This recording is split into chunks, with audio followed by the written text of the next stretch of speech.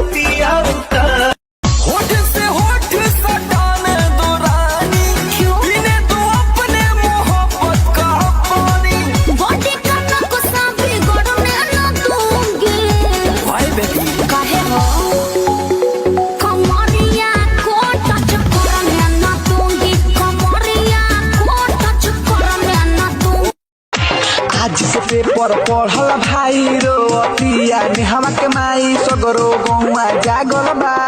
देखो पूजावा के मरते नेहवा के अब लेके भागल बा कसिया भी झाड़ लेनी पहन लेनी साड़ी लाली लगाई लेनी रूपवा सामारी एगो हो टाट पिछावा से चूक राजा जी एगो याद कर जगिया कुआरी रहलू पियवा से पहिले हमारी रहलू अब बात न हमसे हुई सुना है मोर करी जा देले बड़ा तू जवन मोबाइल के ले जा अरे रे याद कर जगिया कुआरी रहलू पियवा से पहिले ऐसा जबरे न धरया कबारे में अरे कंफ्यूज बारू का हो अरे ना पहले रहबू जाती कुआरे में तकलीफ नहीं होई ससुराले में पिटाई वाला लक्षण बा बाबू ता हरता तेहियाना घुसु किया वहनियाना लहरवा लुटेला हो लहरवा लुटेला कि छटपट कहरता दियाना छत पर चढ़ चाहे भुइया से डाल चाहे तू चढ़ जाता तोहरा चलते बोलाए करे जा टावर उठाली काका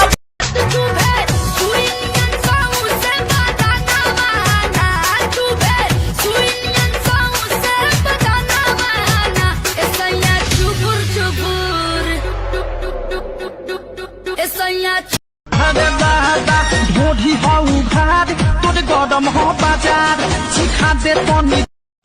कौन विटामिन खाले दिन पर दिन चिकन आले तो एकर कमर हो कि तर जुई के पाला रहे डोले सास पिए बीड़ी ससुर पिए गांजा सास पिए बीड़ी ससुर पिए गांजा नया नया बात छोड़ल जवानी भइल मिजाज पानी पानी करत मन लब करे के अभी तो पहिला बाटे उठानी अरे बुझाई होता गजन इंजन बा गरम चाहता ने करावल रिपेयर सर्विसिंग के जरूरत बा मारू मारू करे गोरी के यार ना तलेली जवानिया रे अच्छा मारू मारू करे गोरी के यार ना तलेली जवानिया रे ऐसा बा लागे डरई देवर करी घातिए राजा दिन रात रहे छतिए पर हाथिए राजा के हो जातई यारी आवते ही तहारा के धरिया कवारी परी ना इफेक्ट का लागोरो से मंगले बा सखी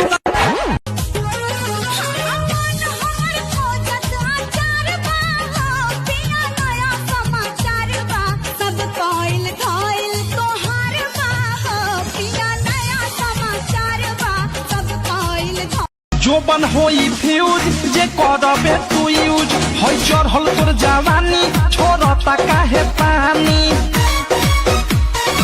इहे रानी जो बन होई फ्यूज जे करबे तू यूज होई चढ़ल तोर जवानी छोड़ता काहे पानी लौ